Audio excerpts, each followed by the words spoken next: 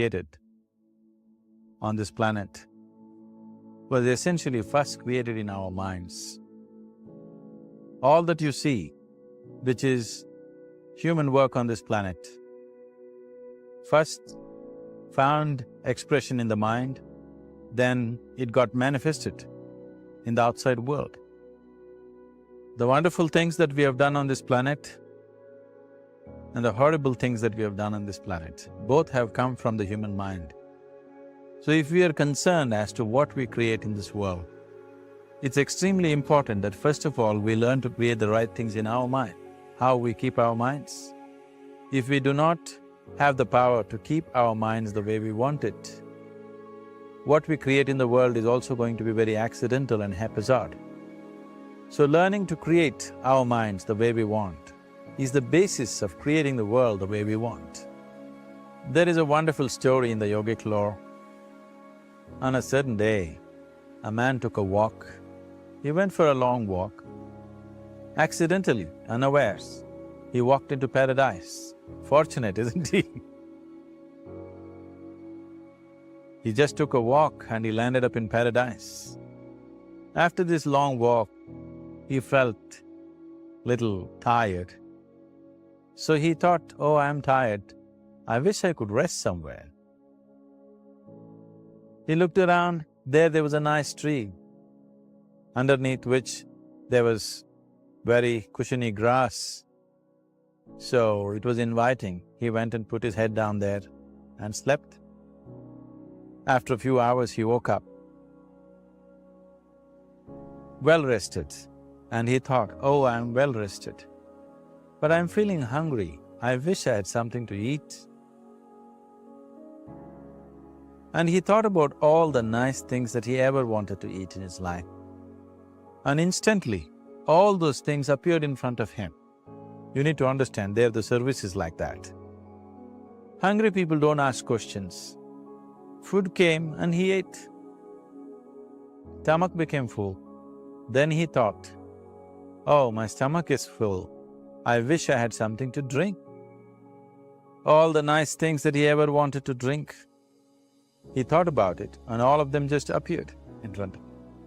Drinking people also don't ask questions, so he drank. Now with a little bit of alcohol in him, you know Charles Darwin told you, all of you are monkeys, your tail fell away. Not me, Charles Darwin told you that you were all monkeys and your tail fell away and then you became human. Yes, definitely the tail fell away. But the monkey, in yoga, we always refer to an unestablished mind as Markata, which means a monkey. Why we are referring to the mind as a monkey is, what are the qualities of a monkey? One thing about a monkey is, it's unnecessary movement. And another thing about the monkey is, if I say you're monkeying somebody, what does it mean? Imitation. Monkey and imitation have become synonymous. So these two essential qualities of a monkey are very much the qualities of an unestablished mind. Unnecessary movement, you don't have to learn it from the monkey, you can teach it to the monkey. And imitation is full-time job of the mind.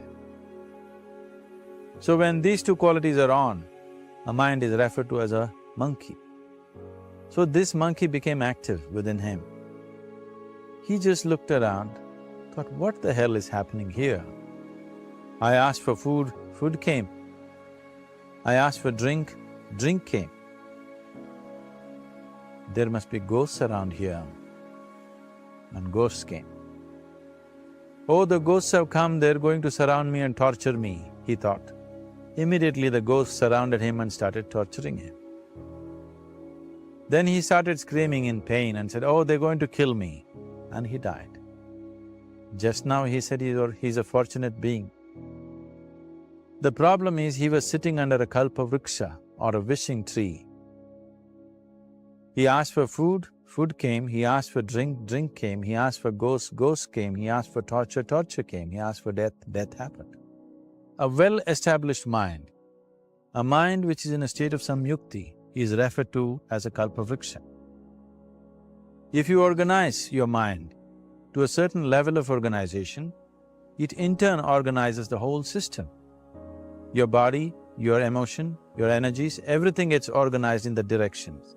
Once all these four dimensions of you, your physical body, your mind, your emotion and the fundamental life energies are organized in one direction, once you're like this, anything that you wish happens without lifting a little finger actually. It would help to assist it with activity, but even without doing any activity, you can still manifest what you want if you organize these four dimensions in one direction and keep it unwavering in that direction for a certain period of time. Right now the problem with your mind is, every moment it is changing its direction. It is like you want to travel somewhere and every 2 steps if you keep changing your direction, the question of you reaching the destination is very remote unless it happens by chance. So, organizing our minds and in turn organizing the whole system and these four basic dimensions of who you are right now in one direction, if you do this, you are a Kalpavruksha yourself. Anything that you wish will happen. So organizing our minds fundamentally means moving from a compulsive state of activity to a conscious state of activity. You might have heard of people for whom they asked for something and beyond all expectations it came true for them. Generally this happens to people who are in faith. Now, let's say you want to build a house. If you start thinking, oh, I want to build a house, to build a house I need 50 lakhs, but I have only 50 rupees in my pocket, not possible, not possible, not possible. The moment you say not possible, you're also saying I don't want it. So on one level, you're creating a desire that you want something, on another level, you're saying I don't want it. So in this conflict, it may not happen.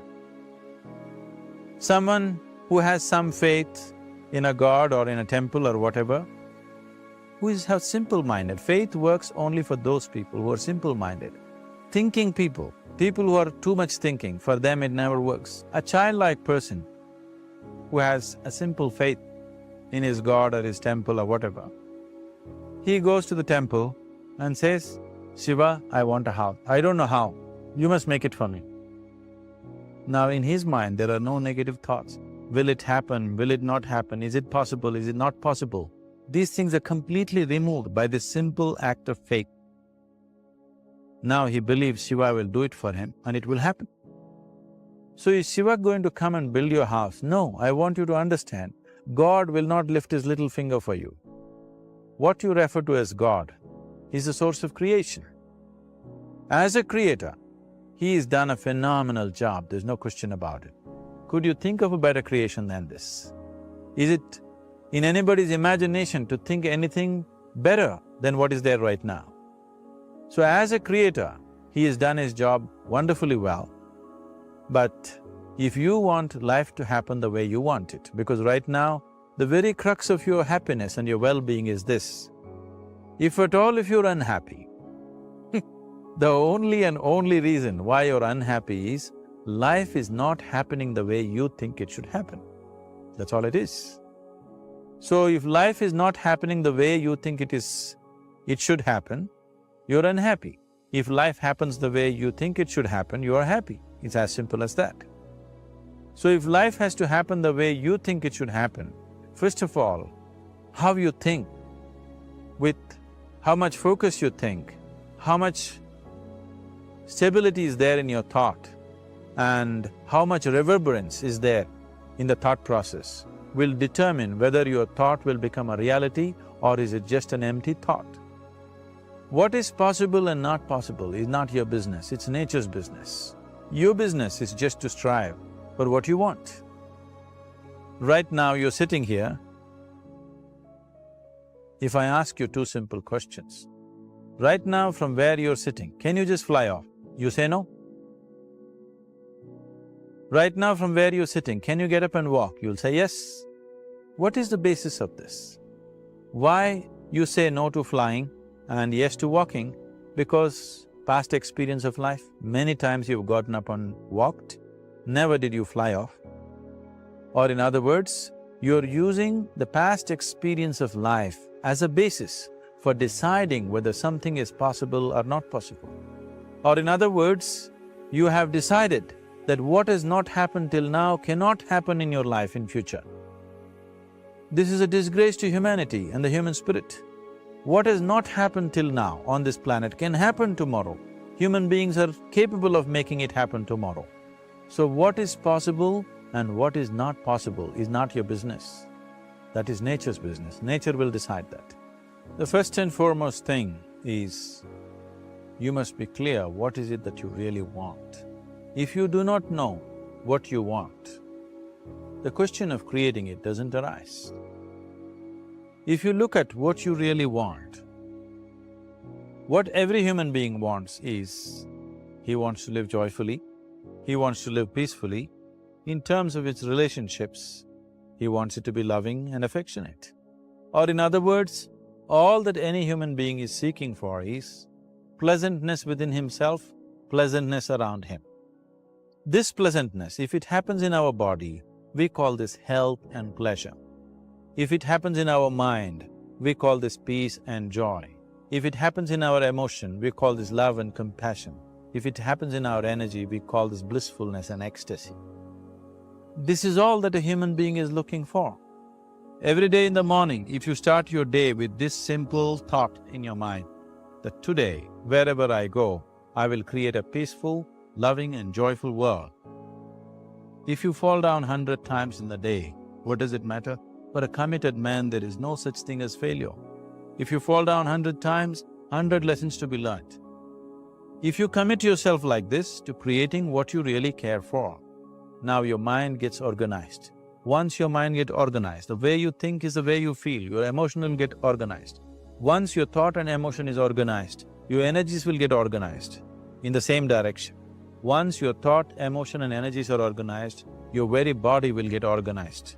Once all these four are organized in one direction, your ability to create and manifest what you want is phenomenal.